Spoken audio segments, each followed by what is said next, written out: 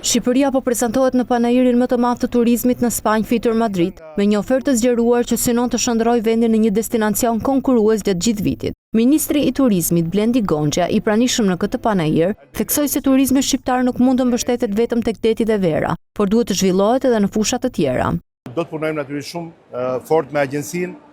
me ekipin, me skuadrën, që të kemi edhe promovim digital, promovim virtual dhe promovim sa më të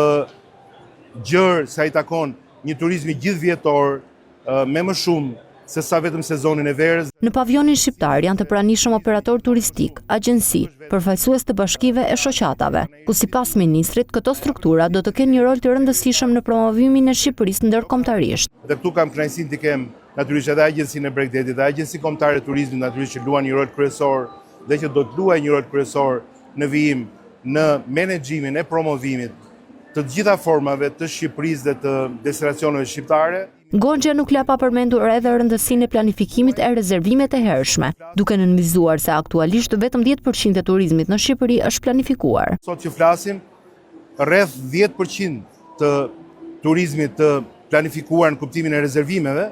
gjë që është një shifër që duhet patjetër të rritet, sepse më shumë planifikim do të thotë më shumë investime të qëndrueshme, më shumë programim dhe më shumë optimizimi kapaciteteve i